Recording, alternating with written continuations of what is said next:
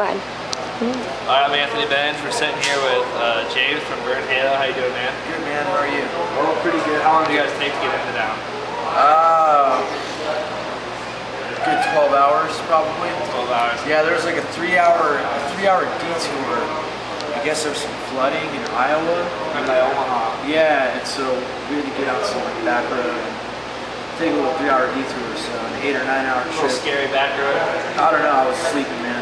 Alright. So an 8 or 9 hour trip turned into like a 12, 13 hour. We're here. You guys have been touring for about a week now, right? Yeah. How the show's been going for you? Good, man. Real good. So it's nice to finally like get out and play the new music. You know, we've been waiting a long time to do it, so it's good. I first reached touch with you guys, I think in February about it. We were going to do an on-air interview, but you guys were still writing the record, so take me through the writing process and just really the recording. Man, we'd started writing music early last year, and you know, we didn't know when we were going to go into the studio. It just kind of felt appropriate to start bringing ideas and fleshing through some songs and some music, and just kind of get a general sense of direction for the album. I gotta be honest, man, like when we first started writing, it was more like, you know, standard, like traditional, like, you know, rock songs, like kind of like, more like the first Burn Halo album was. And it's not that we didn't like, you know, that album, we do.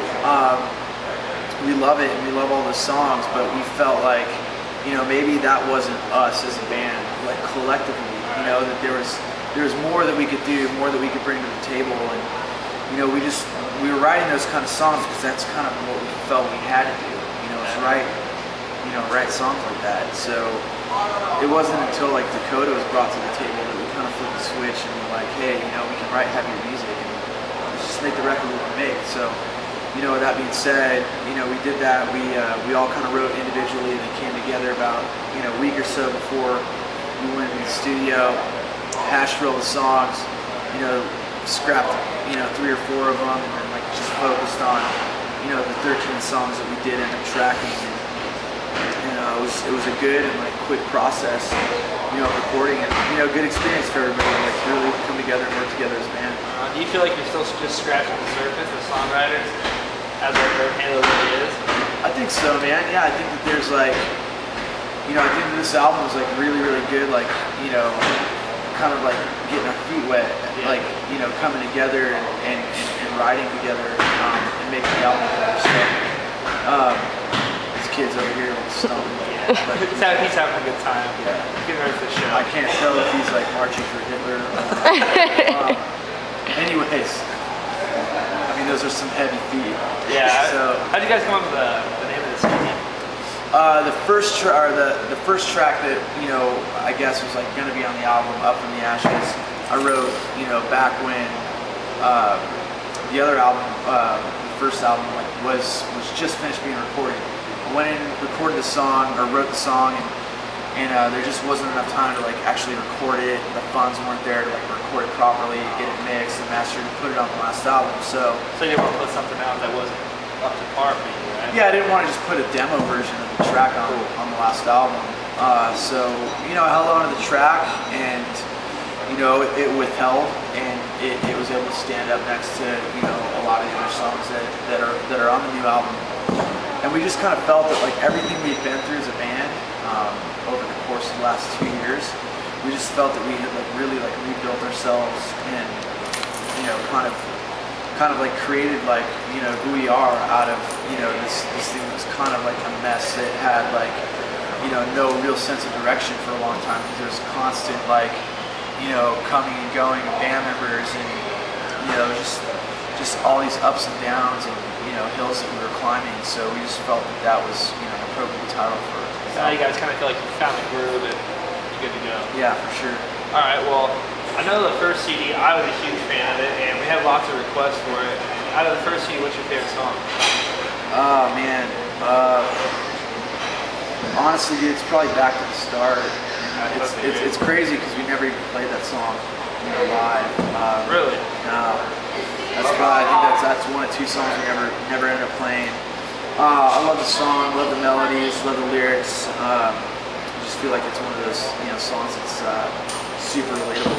Speaks for itself. Yeah, totally.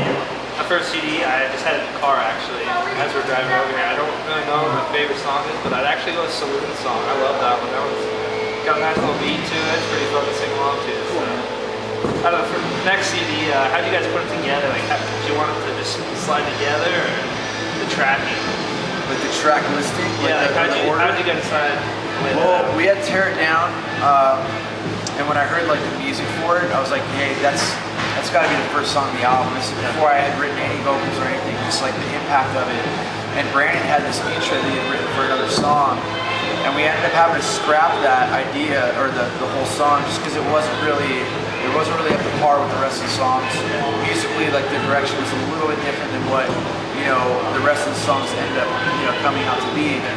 But the intro like was still super strong, so we kept it and put that along with Tear It Down, and we were able to make it work really, really well. I always knew that was like the first track, and then I'm a big fan of bookends on albums. I feel like there needs to be a proper starting track and a proper closing track. So Brandon had also written the song Shine that had like this really cool like intro piece to it, and I feel like the song's just so dramatic, and like it's got a lot of drama to it, and I just feel like it like kind of winds down, like even like the way that the album or the song flows, it just feels like it's winding down the album, and then everything else in between was just strategically placed for balance, and what would be easy to listen to like one after another, what would like come out of left field and hit you as like, wow, this song's weird. You don't want a song to stand out on an album and be like, that's a weird track on this album. You want to be able to have an eclectic record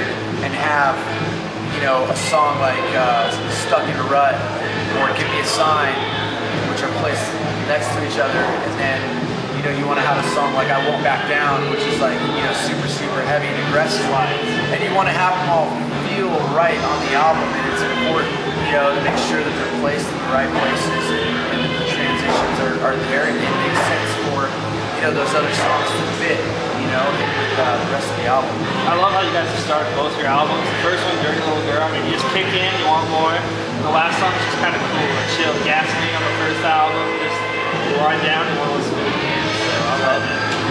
So man, you guys have been on tour with Egypt Central right now. What's after Egypt Central? What's next for you? We do like 2 weeks of headlining days with Redline Chemistry. They stay on with us, and then we have like a pretty big tour coming up August to September that we can't quite announce just yet. Not set yet. All right, that's cool, man.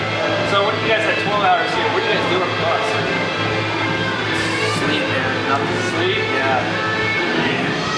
What's the hardest part about being alone?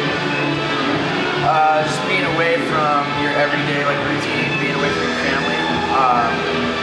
I think that's tough. You're at home, you have this daily routine, this groove that you're in, and you just kind of have to get rid of that. You got to do your own thing when you're on the road.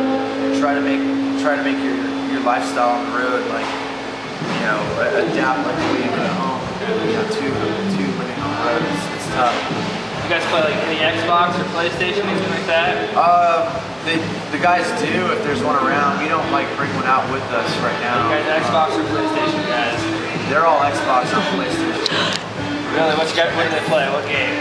They do like Modern Warfare. I knew it. Call of Duty. I knew you guys would. All right. I'm terrible at it, man. Really? Yeah, I'm not really into it.